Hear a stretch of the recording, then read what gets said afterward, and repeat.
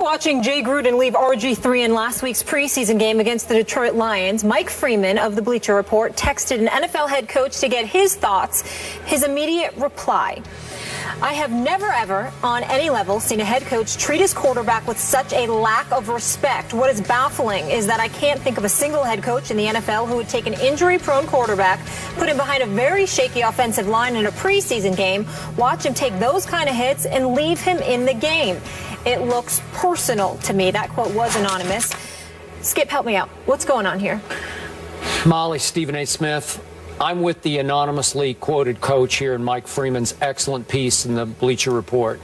I find it increasingly offensive and baffling to listen and watch the way Jay Gruden treats or mistreats Robert Griffin III. We've talked and talked about this, Stephen A., and I realize that RG Me has brought a number of these things upon himself with some of the comments he's made in public. But I do not understand quotes like I read just from yesterday's media session from Jay Gruden. You can call this a little thing. I think it's becoming a big thing, because in this quote, Jay Gruden talks about how Kirk and Colt, as in Cousins and McCoy, have done some great things out here in practice every day. Robert's done some good things out here in practice. Really? That's a shot. I don't care. He took shot after shot after shot to Jay Gruden last year. It's gone over the edge. It's becoming, as Mike Freeman concluded in his piece, personal. I don't like Robert's chances here with this head coach. It's either this guy or this guy. Are you going to go with the coach, or are you going to go with the quarterback? I guess, once again, it's going to come back to the owner, Dan Snyder, who has coddled to a fault the quarterback in the past. But you're going to have to choose between one or the other. Either Jay Gruden's going to get himself fired, or Robert's going to get himself cut. It's come down to that.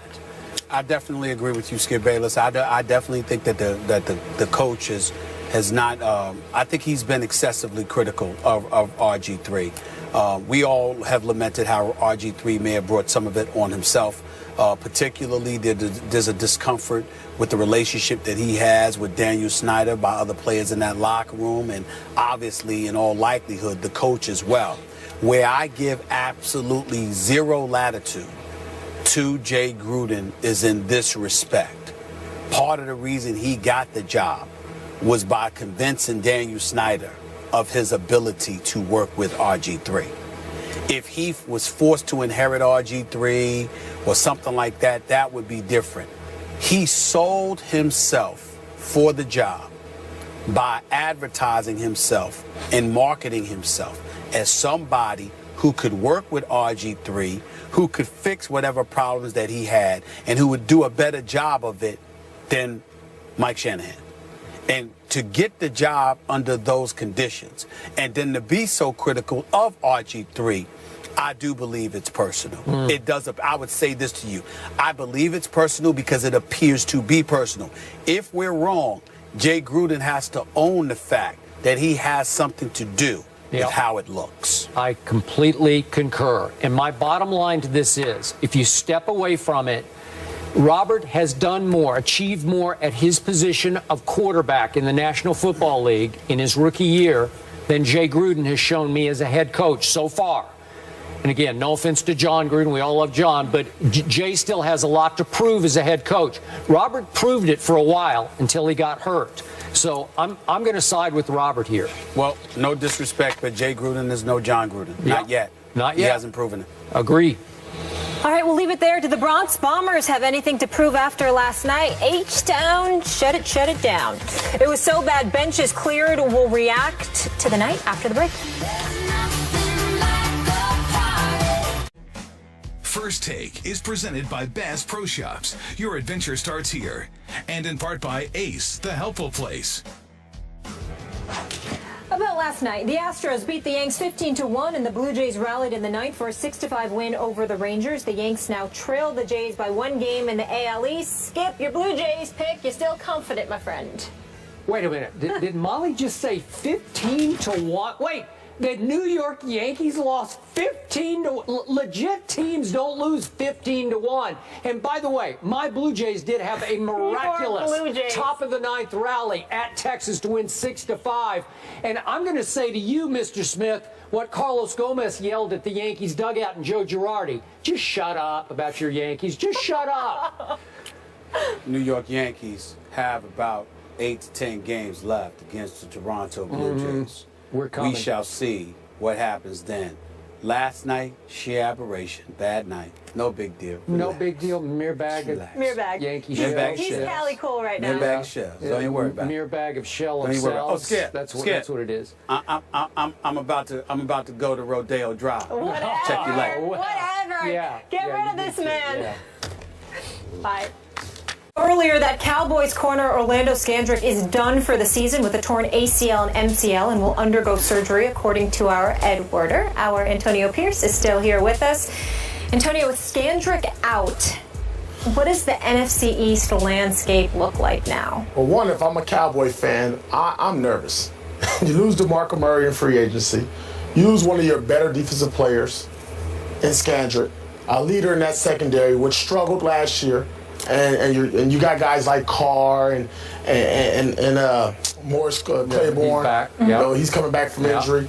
But more importantly, look at that division who you got to guard. We just talked about Odell Beckham, the Victor Cruz for the Giants. Then you got Deshaun Jackson as well. How do you fit in defensively, stopping these elite wide receivers in the game without one of your better cornerbacks who you can move around the slot, blitz them off the edge, a good tackler, just a good overall player. So for me, you have to now look at the Philadelphia Eagles and how they performed the other night against the Ravens with multiple quarterbacks. Everybody in that Chip Kelly offense looks outstanding now. Tim Tebow, great job coming back to football because now you might be a starter at some point. So to me, you got to look at the Eagles, what they did with DeMarco Murray, signing him, Ryan Matthews as well, bringing in Sam Bradford, who looks very comfortable in that system as the Philadelphia Eagles is being the favorite in the NFC East. Stephen A., we need some Skip Cowboy Bayless. hate. Skip Bayless. Yeah. As you know, just a few months ago, I looked at the Cowboys, looked at their personnel, looked at the fact that even though they had a couple of dudes who couldn't stay off the weed, I looked at all of these different things. I still said because of Dez, because of Tony Romo, because of the weapons, the requisite weapons that they had at their disposal, that the Cowboys would win the NFC East. But obviously, because it was so early, we both reserved the right to change our minds. Yeah. You know, today, I'm officially doing just that. I knew it. I'm rolling with the Philadelphia. I'm rolling with the Philadelphia Eagles to win the NFC East, and I reserve the right to change my mind on that because I might pick the Giants, who it won't be. Is the Dallas Cowboys. Because I believe, Skip Bayless, that the accident waiting to happen has and will continue to happen as this season progresses. That's what I think is going to happen. Now, when I look at the Philadelphia Eagles, let me just get this out of the way. Suspect on the changes that Chip Kelly made, no doubt about it. But improving your secondary, I mean, with the Byron Maxwell, with the Walter Thurman III, when you look at guys like that, maintaining my man Malcolm Jenkins, there's no question that I love what I'm seeing in that regard because I think that there's nowhere to go but up. Their defense was anemic. I think they gave up about NFL worst 72 plays of 20 yards or more. That's just bad. They had to make those corrections. They're going to make those corrections. I think about Sam Bradford. I'm suspect on his health, especially with those skinny legs of his. I think that he's right for the taking in the NFL. He certainly doesn't need to be running a read option, or he's going to see a lot more than Terrell Suggs in the very near future. But I'm going to surmise and assume all of these predictions are being made on everybody else for the Cowboys and everybody else for the Eagles being healthy. I believe with the Sam Bradford, with the DeMarco Murray and Ryan Matthews, with the Jordan Matthews, with Al Galore and those boys, with Huff, more so than Riley Cooper, with a Selleck and Ertz, with a decent offensive line, not as elite as Dallas's is, but nevertheless, definitely proficient enough. I think the combination of all of those things with a defense that's still going to be suspect, but vastly improved compared to what it was last year. I believe that the accident that is waiting to happen will not be Bradford going down and Mark Sanchez having to come in, but I believe that the Dallas Cowboys will have more of a problem than the Philadelphia Eagles are. I'm also predicting that Tim Tebow is going to make the team. I'm also predicting that Tim Tebow is going to come in there. The read option will be used with him, and I believe that Tim Tebow will find a way to make a contribution in Chip Kelly's system as well. So all of those things being considered, I'm saying that the Dallas Cowboys are going this way, and the Philadelphia Eagles are going that way. I agree with AP.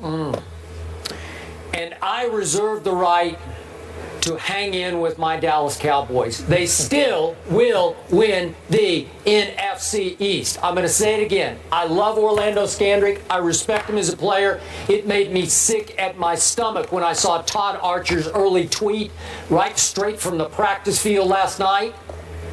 But he's not Deion Sanders. He's just not. He's not Everson Walls. I'm sorry. And you know this better than anybody.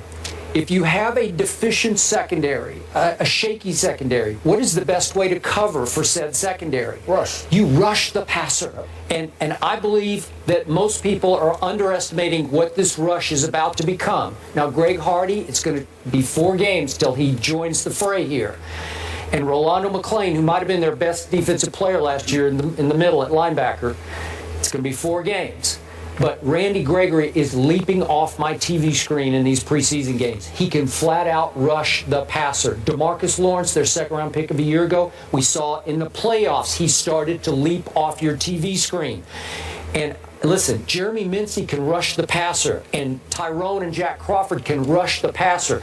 They've got a 2-deep rotation in the defensive front that is strong. And Sean Lee comes back at linebacker. God bless him. I hope he can stay healthy. Anthony Hitchens in the playoffs was all over the field making plays. So the front 7, I think, with Rolando McClain, once they get rolling after the first 4, and Molly mentioned their first 4 games, starting with your New York Football Giants, then they have to go to the Eagles, and they get the Falcons at home, and they have to go to New Orleans. If they could get through that stretch 2-2, I think they would be off to the races. I'll take 3-1, but 2-2 would be just fine. And you still have the best offensive line in pro football. With who running behind them? Joseph Randle. No. And I keep waiting on Darren McFadden, and I'm not going to go there yet. Not happening. Okay. You're not? Not buying them to running backs. Okay. Every time Joseph Randle touched the football last year, which was 51 times, 7 yards happened. An average of 7 yards. That's pretty good. He was all Big 12 first team. You know, I loved him in college. Again, am I saying he's DeMarco Murray? I'm not. And to your point, I tweeted twice late at night after Eagles preseason games. As a Cowboy fan, the Eagles look scary good to me because Stephen A. mentioned Chip Kelly's got 2 big new toys, and Nelson Aguilar and Kenyon Barner. And both of them are just game breakers, and they scare me because he hasn't had that. And the defense, with Byron Maxwell, we can go on and on. That defensive front looks strong to me, and they're playing with a lot of energy and emotion early that's impressive to me. But do they got a bunch of quarterbacks, but do they have a quarterback? That's what I want to know. Do they have one that you can trust? Stephen A., if it comes to Mark Sanchez, he is the ultimate accident waiting to happen. That's why I said Tebow. Okay.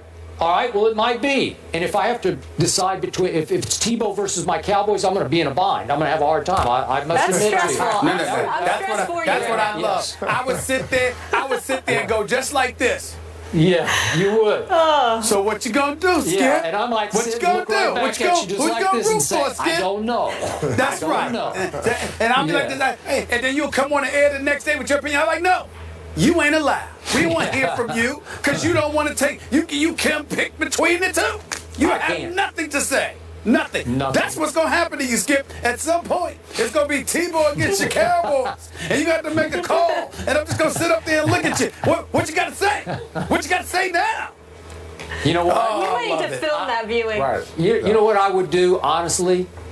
Turn off the TV. No, I would not. I grew up a Dallas Cowboy fan, and I remain a Dallas Cowboy fan, and I would pick my Cowboys. I would have to. Lies. I would. Lies. No. No fly, Eagles, fly here. He's got his blue on. Obviously, question marks with this whole division, top to bottom. So we shall see. No question marks with Seattle's secondary, though. Wait till you hear what the Seahawks' Michael Bennett had to say. No holding back from this guy. His brother never holds back either. We'll react next. Antonio Pierce will stay put. Stay here.